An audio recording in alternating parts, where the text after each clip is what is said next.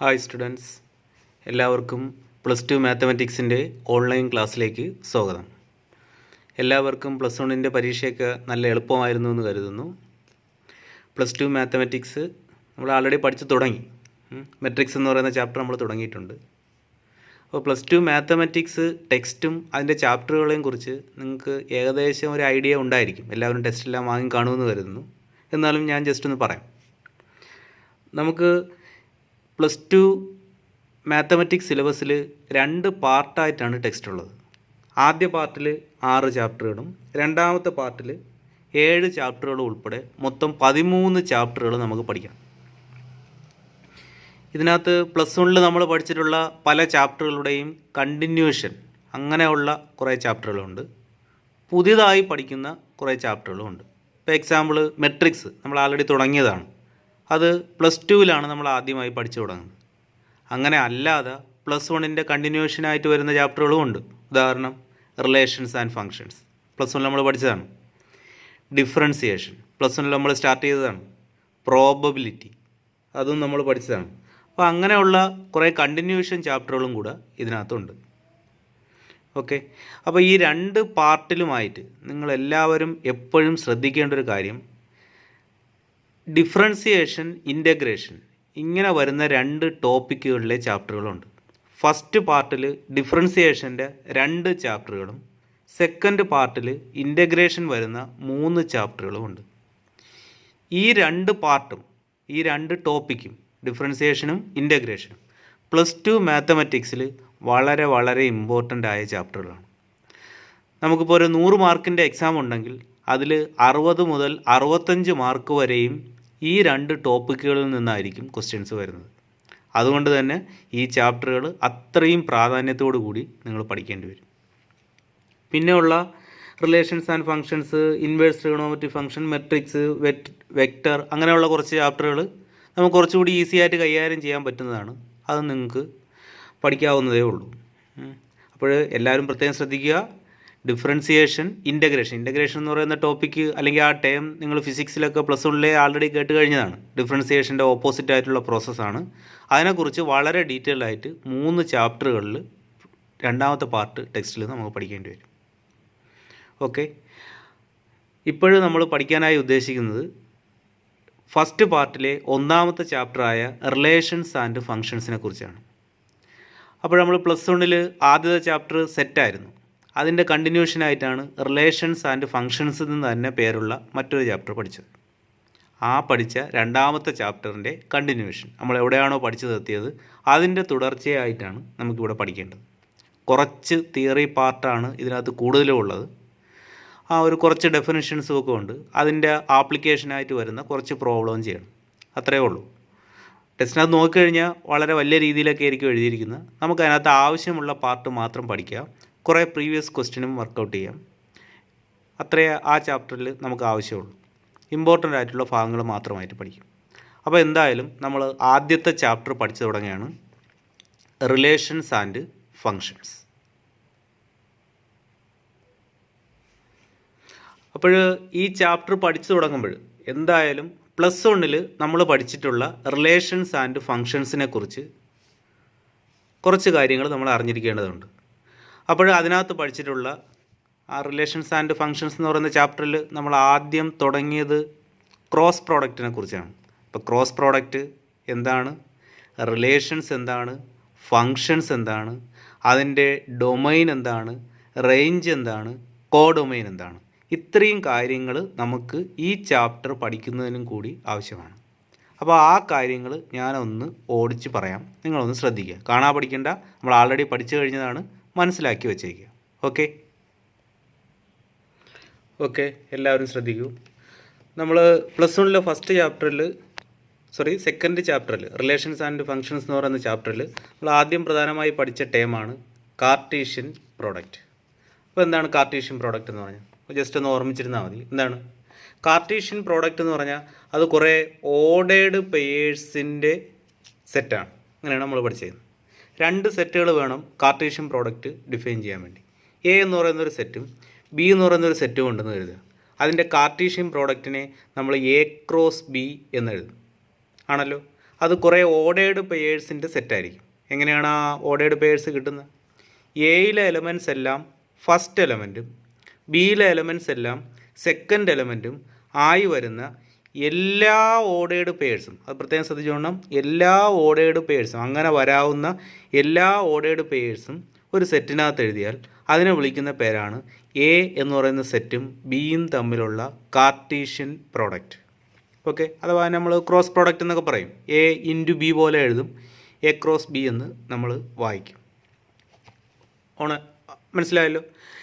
ഇതിനെ ബേസ് ചെയ്തിട്ട്, ഈ കാർട്ടീഷ്യൻ പ്രോഡക്റ്റിനെ ബേസ് ചെയ്തിട്ടാണ് നമ്മൾ അതിൻ്റെ ഏറ്റവും ഇമ്പോർട്ടൻ്റ് ആയിട്ടുള്ള ടേമായ റിലേഷൻസ് പഠിക്കുന്നത്. എന്താണ് റിലേഷൻ്റെ ഏറ്റവും സിമ്പിളായിട്ടുള്ള ഡെഫിനിഷൻ? റിലേഷൻസ് എന്ന് പറഞ്ഞാൽ ഇത്രയേ ഉള്ളൂ. കാർട്ടീഷ്യൻ പ്രോഡക്റ്റായി വരുന്ന സെറ്റ്, അത് പറഞ്ഞു ഓർഡേർഡ് പെയേഴ്സിൻ്റെ സെറ്റാണ്, അങ്ങനെയുള്ള എല്ലാ ഓർഡേർഡ് പെയേഴ്സും കാണും. ഈ കാർട്ടീഷ്യൻ പ്രോഡക്റ്റ്, എയിൽ നിന്ന് ബിയിലേക്കുള്ള കാർട്ടീഷ്യൻ പ്രോഡക്റ്റിൻ്റെ സബ്സെറ്റുകളായി വരുന്ന ഏതെല്ലാം സെറ്റുകളുണ്ടോ അതിനെയെല്ലാം എയിൽ നിന്ന് ബിയിലേക്കുള്ള റിലേഷനായി കൺസിഡർ ചെയ്യും. സബ്സെറ്റുകളായി വരുന്നതെന്ന് പറഞ്ഞാൽ എന്താണ്? സബ്സെറ്റുകൾ എന്ന് പറഞ്ഞാൽ ഒരു സെറ്റിൻ്റെ സബ്സെറ്റ് എന്ന് പറഞ്ഞാൽ സിമ്പിളി പറയുകയാണെങ്കിൽ എന്താണ്? ആ സെറ്റിലുള്ള എലമെൻറ്റുകൾ ഉപയോഗിച്ച് എഴുതാൻ പറ്റുന്ന ചെറിയ സെറ്റുകളെയെല്ലാം ആ സെറ്റിൻ്റെ സബ്സെറ്റുകളെന്ന് വിളിക്കാം. ഓക്കെ, അപ്പോൾ എ ക്രോസ് ബിയിലുള്ള എലമെൻറ്റുകൾ ഉപയോഗിച്ച് എഴുതാൻ പറ്റുന്ന ചെറിയ സെറ്റുകളെയെല്ലാം എ ക്രോസ് ബിയുടെ സബ്സെറ്റുകളെന്ന് വിളിക്കും. അതിനെല്ലാം നമ്മൾ generally relations between A and B എന്ന് പറയും. ഓക്കെ, അപ്പോൾ നമുക്കൊരു കാര്യം മനസ്സിലാവും, റിലേഷൻസിനകത്തും ഓർഡേർഡ് പെയേഴ്സാണ് ഉള്ളത്. കാർട്ടീഷ്യൻ പ്രോഡക്റ്റിനകത്തുള്ള എല്ലാം വരണമെന്നില്ല, അതിലുൾപ്പെടുന്ന കുറച്ച് ഓർഡേർഡ് പെയേഴ്സ് ഉൾപ്പെടുത്തിയിട്ടുള്ള പുതിയൊരു സെറ്റിനെയാണ് എയിൽ നിന്ന് ബിയിലേക്കുള്ള റിലേഷൻസ് എന്ന് പറയുന്നത്. ഓക്കെ, ഞാൻ ഒരു എക്സാമ്പിൾ എഴുതിയിരിക്കുകയാണ്. എ എന്ന് പറയുന്ന സെറ്റ്, ഞാൻ ഒരു ആരോ ഡയഗ്രാമാണ് വരച്ചേക്കുന്നത്, അപ്പോൾ നമുക്ക് കുറച്ചുകൂടെ എളുപ്പത്തിൽ അത് മനസ്സിലാക്കാൻ പറ്റും. എ എന്ന് പറയുന്ന സെറ്റ് 1 2 3, ബി എന്ന് പറയുന്ന set A B C D. എയിൽ നിന്ന് ബിയിലേക്കുള്ള ഒരു റിലേഷനാണ് ആർ. അതിനെങ്ങനെയാണ് ഞാൻ റെപ്രസെൻ്റ് ചെയ്തേക്കുന്നത്? 1 എന്ന് പറയുന്ന വാല്യൂ ഏതിലേക്കാണ് മാപ്പ് ചെയ്തേക്കുന്നത്? എയിലേക്ക്. 2ൽ നിന്ന് ബിയിലേക്ക്, 3ൽ നിന്ന് സിയിലേക്ക്. എന്ന് പറഞ്ഞാൽ എ ക്രോസ് ബി, ആർ എന്ന് പറയുന്ന റിലേഷനകത്ത് വരുന്ന ordered pairs 1A 2B 3C ഇങ്ങനെയാണ് വരുന്നത്. ഇത് എയിലെ എലമെൻ്റ് എല്ലാം ഫസ്റ്റ് എലമെൻറ്റും ബിയിലെ എലമെൻറ്റുകളെല്ലാം സെക്കൻഡ് എലമെൻറ്റും ആയി വരുന്ന കുറച്ച് ഓർഡേർഡ് പെയേഴ്സ് ഉൾപ്പെടുന്ന സെറ്റല്ലേ. അതുകൊണ്ട് തന്നെ ഈ ആർ എന്ന് പറയുന്നത് എയിൽ നിന്ന് ബിയിലേക്കുള്ള ഒരു റിലേഷനാണെന്ന് പറയാം. ഓക്കെ, അപ്പോൾ റിലേഷൻ എന്താണെന്ന് സിമ്പിളി ഇത്രയേ പഠിക്കാനുള്ളൂ. ഇനി ഈ റിലേഷനെ സംബന്ധിക്കുന്ന വളരെ പ്രധാനപ്പെട്ട 3 ടേമുകൾ നമ്മൾ പ്ലസ് 1 പഠിച്ചിട്ടുണ്ട്. അത് നമുക്ക് ഈ വർഷം ആവശ്യമാണ്. അപ്പോൾ അത് ജസ്റ്റ് എന്താണെന്ന് നിങ്ങളൊന്ന് മനസ്സിലാക്കിയിരിക്കണം. എന്താണ്? ഒരു ടേമാണ് ഡൊമൈൻ, അടുത്ത ടേമാണ് റേഞ്ച്, അടുത്ത ടേമാണ് കോഡൊമൈൻ. അപ്പോൾ എന്താണ് ഡൊമൈൻ, എന്താണ് റേഞ്ച്, എന്താണ് കോഡൊമൈൻ പറയാനോ? എയിൽ നിന്ന് ബിയിലേക്കാണ് റിലേഷനെങ്കിൽ ആ റിലേഷനകത്ത് ഉൾപ്പെട്ടിട്ടുള്ള ഓർഡേർഡ് പെയറുകളുടെ ഫസ്റ്റ് എലമെൻറ്റുകളുടെ സെറ്റിനെ വിളിക്കുന്ന പേരാണ് ഡൊമൈൻ. അപ്പോൾ റിലേഷൻ്റെ ഓർഡേർഡ് പെയറുകളിൽ ഫസ്റ്റ് എലമെൻറ്റുകളുടെ സെറ്റിനെ വിളിക്കുന്ന പേരാണ് ഡൊമൈൻ. സെക്കൻഡ് എലമെൻറ്റുകളുടെ സെറ്റിനെ വിളിക്കുന്ന പേരാണ് റേഞ്ച്. ഓക്കെ, ഇനി എയിൽ നിന്ന് ബിയിലേക്കാണ് റിലേഷനെങ്കിൽ ബി എന്ന് പറയുന്ന ആ സെറ്റിനെ കംപ്ലീറ്റ് ആയിട്ട് വിളിക്കുന്ന പേരാണ് കോഡൊമൈൻ. അപ്പോൾ റേഞ്ചും കോഡൊമൈനും തമ്മിൽ ഒരു റിലേഷനുണ്ട്. അത് രണ്ടും ബിയിൽ നിന്നാണ് എടുക്കുന്നത്. എയിൽ നിന്ന് ബിയിലേക്കാണ് റിലേഷനെങ്കിൽ ബി എന്ന് പറയുന്ന സെറ്റിനെ കംപ്ലീറ്റ്ലി വിളിക്കുന്ന പേരാണ് കോഡൊമൈൻ. ഇനി ആ ഓർഡേർഡ് പെയറുകളിൽ ബിയിലുള്ള ഏതെല്ലാം എലമെൻറ്റുകളാണോ സെക്കൻഡ് എലമെൻറ്റുകളായി വരുന്നത് അതിൻ്റെ മാത്രം സെറ്റിനെ വിളിക്കുന്ന പേരാണ് റേഞ്ച്. അപ്പോൾ ഡൊമൈൻ, റേഞ്ച്, കോഡൊമൈൻ ഇത് എന്തൊക്കെയാണെന്ന് മനസ്സിലാക്കി വയ്ക്കുക. അപ്പോൾ നമ്മൾ കാർട്ടീഷ്യൻ പ്രോഡക്റ്റ് പറഞ്ഞു, റിലേഷൻസ് പറഞ്ഞു. ഇനി ഒരു ടേമും കൂടെ അതിനകത്ത് ഡിഫൈൻ ചെയ്യാനുണ്ട്. അതിൻ്റെ പേരാണ് ഫങ്ഷൻ. ഓക്കെ, അപ്പോൾ എല്ലാവരും ശ്രദ്ധിക്കൂ. ഇനി അപ്പോൾ നമുക്ക് അടുത്തത് ഫങ്ഷൻസ് എന്താണെന്നും കൂടെ നോക്കണം. അപ്പോൾ നമ്മൾ റിലേഷൻസ് പറഞ്ഞു, കുറച്ച് ഓർഡേർഡ് പെയേഴ്സിൻ്റെ സെറ്റാണെന്ന് പറഞ്ഞു. ഇങ്ങനെയുള്ള റിലേഷൻസിൽ ഒരു പ്രത്യേക കണ്ടീഷൻ സാറ്റിസ്ഫൈ ചെയ്യുകയാണെങ്കിൽ ആ ടൈപ്പ് ഓഫ് റിലേഷനെ വിളിക്കുന്ന പേരാണ് ഫങ്ഷൻസ്. അപ്പോൾ ഫങ്ഷൻസ് എന്ന് പറഞ്ഞാലും റിലേഷൻസ് ആണ്. അതിന് മാത്രമായിട്ട് കുറച്ച് പ്രത്യേകതകളുണ്ട്. അപ്പോൾ ആ പ്രോപ്പർട്ടീസ് എന്താണെന്ന് നോക്കണം. ഒരു റിലേഷൻ ഫങ്ഷൻ ആക്കുന്ന പ്രോപ്പർട്ടീസ് എന്താണ്? ഞാൻ ഇവിടെ ഒരു എക്സാമ്പിൾ എഴുതിയിട്ടുണ്ട്. നേരത്തെ എഴുതിയ അതേ ഒരു എക്സാമ്പിളാണ്. എ എന്ന് പറയുന്ന സെറ്റ് 1 2 3, ബി എന്ന് പറയുന്ന set A B C D. എയിൽ നിന്ന് ബിയിലേക്കുള്ള ഈ റിലേഷൻ ഞാൻ പറയുന്നു ഇതൊരു ഫങ്ഷനാണ്. അപ്പോൾ ഇതൊരു ഫങ്ഷനാണെന്ന് പറയണമെങ്കിൽ ഇതിന് മാത്രമായിട്ടുള്ള പ്രത്യേകത എന്താണെന്ന് നോക്കിയാൽ പോരെ. അതിൽ ഒന്നാമത്തെ പ്രത്യേകത എന്ന് പറഞ്ഞാൽ എയിൽ നിന്ന് ബിയിലേക്കാണ് റിലേഷനെങ്കിൽ എയിലുള്ള എല്ലാ എലമെൻറ്റുകൾക്കും ബിയിൽ ഒരു ഇമേജ് ഉണ്ടായിരിക്കണം. ഓക്കെ, ഓരോ ഓർഡേർഡ് പെയറിലെയും ഫസ്റ്റ് വാല്യൂവിൻ്റെ ഇമേജാണ് സെക്കൻഡ് വാല്യൂ എന്ന് പറയും. അഥവാ എക്സ് വാല്യൂവിൻ്റെ ഇമേജാണ് വൈ വാല്യൂ. തിരിച്ച് വൈ വാല്യൂവിൻ്റെ പ്രീ ഇമേജാണ് എക്സ് വാല്യൂ എന്ന് പറയും. അപ്പോൾ എയിലുള്ള എല്ലാ എലമെൻറ്റുകൾക്കും ബിയിൽ ഒരു ഇമേജ് ഉണ്ടായിരിക്കണം. ഒന്നിന് എ എന്ന് പറയുന്ന ഒരു ഇമേജ് ഉണ്ട്, രണ്ടിന് ബി എന്ന് പറയുന്ന ഒരു ഇമേജ് ഉണ്ട്, മൂന്നിന് സി എന്ന് പറയുന്ന ഇമേജ് ഉണ്ട്. ഒന്നാമത്തെ കണ്ടീഷൻ സാറ്റിസ്ഫൈ ചെയ്തു. രണ്ടാമത്തെ കണ്ടീഷൻ എന്ന് പറഞ്ഞാൽ ഈ ഇമേജുകളെല്ലാം യുണീക്കായിരിക്കണം. യുണീക്കായിരിക്കണമെന്ന് പറഞ്ഞാൽ ഒരെണ്ണമേ കാണാവൂ എന്ന് പറഞ്ഞാൽ ഒന്നിന് എയിലേക്കും ഒന്നിന് ഡിയിലേക്കും ഇമേജുകൾ ഉണ്ടെങ്കിൽ ഒരു 1 എന്ന് പറയുന്ന എക്സ് വാല്യൂവിന് 2 ഇമേജ് വരൂലേ, അപ്പോൾ നമ്മളത് യുണീക്കാണെന്നും പറയില്ല. ഇവിടെ ഒന്നിന് എ എന്ന് പറയുന്ന ഒരൊറ്റ ഇമേജ് മാത്രമേ ഉള്ളൂ, രണ്ടിനും ബി എന്ന് പറയുന്ന ഒരൊറ്റ ഇമേജ് മാത്രമേ ഉള്ളൂ, മൂന്നിനും സി എന്ന് പറയുന്ന ഒരൊറ്റ ഇമേജ് മാത്രമേ ഉള്ളൂ. അപ്പോൾ ഈ റിലേഷനിൽ എയിലുള്ള എല്ലാ എലമെൻറ്റുകൾക്കും ഇപ്പുറത്ത് ഓരോ ഇമേജ് ഉണ്ട്, അതെല്ലാം യുണീക്കുമാണ്. ഈ കണ്ടീഷനുകൾ രണ്ടെണ്ണവും സാറ്റിസ്ഫൈ ചെയ്യുന്ന റിലേഷൻസിനെ വിളിക്കുന്ന പേരാണ് ഫങ്ഷൻസ്.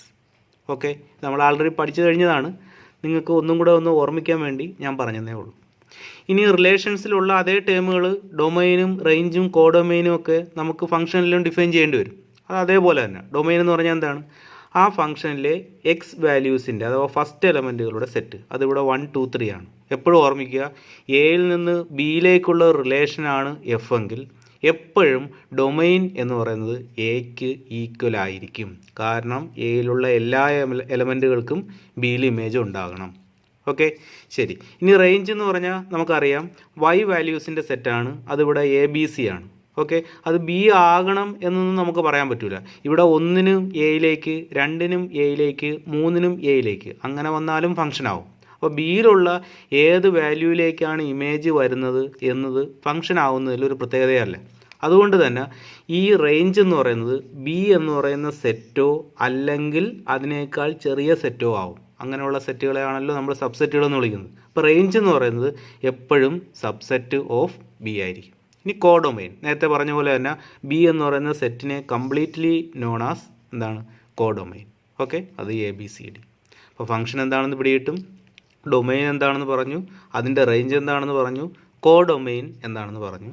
അതിൻ്റെ ഇമേജസ് എന്നതുകൊണ്ട് ഉദ്ദേശിക്കുന്നത് എന്തിനാണ്? ഓരോ ഓർഡേർഡ് പെയറിലെയും എക്സ് വാല്യൂവിന് കറസ്പോണ്ടിങ് ആയിട്ടുള്ള വൈ വാല്യൂവിനെയാണ് അതിൻ്റെ ഇമേജ് എന്ന് വിളിക്കുന്നത്. തിരിച്ച് ആ എക്സ് വാല്യൂവിനെ വൈ വാല്യൂവിൻ്റെ പ്രീ ഇമേജ് എന്നും പറയും. അപ്പോൾ അങ്ങനെയുള്ള കുറച്ച് ടേംസ് നമുക്ക് ആവശ്യമായി വരും. അപ്പോൾ അത് ഒന്ന് ഓർക്കാൻ വേണ്ടി ഞാൻ പറഞ്ഞതേ ഉള്ളൂ. പിന്നെ ഫങ്ഷൻസിൽ തന്നെ നമ്മൾ കൂടുതലായിട്ട് ഉപയോഗിക്കുന്ന ഒരു ടേമാണ് റിയൽ ഫങ്ഷൻസ്. എന്താണ് റിയൽ ഫങ്ഷൻസ് എന്ന് പറഞ്ഞാൽ? Real functions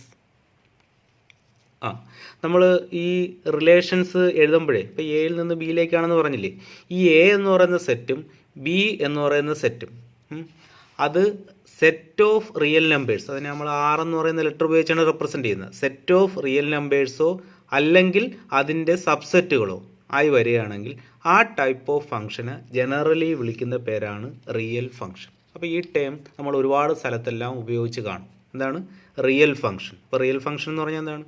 set of real നമ്പേഴ്സിൽ നിന്നും സെറ്റ് ഓഫ് റിയൽ നമ്പേഴ്സിലേക്ക് ഡിഫൈൻ ചെയ്യുന്ന ഫംഗ്ഷനെ ജനറലി വിളിക്കുന്ന പേരാണ് റിയൽ ഫംഗ്ഷൻ. ഓക്കെ, അപ്പോൾ ഇത്രയുമാണ് നമ്മൾ +1 പഠിച്ച് നിർത്തിയിരിക്കുന്ന പ്രധാന പോയിൻറ്റ്സ്.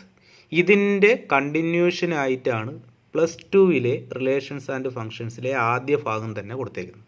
അപ്പോൾ അതെന്താണെന്നുള്ളത് എക്സ്പ്ലെയിൻ ചെയ്യാം. അപ്പോൾ ഇത് നിങ്ങളെല്ലാവരും ഒന്ന് ഓർമ്മിച്ച് നോക്കുക.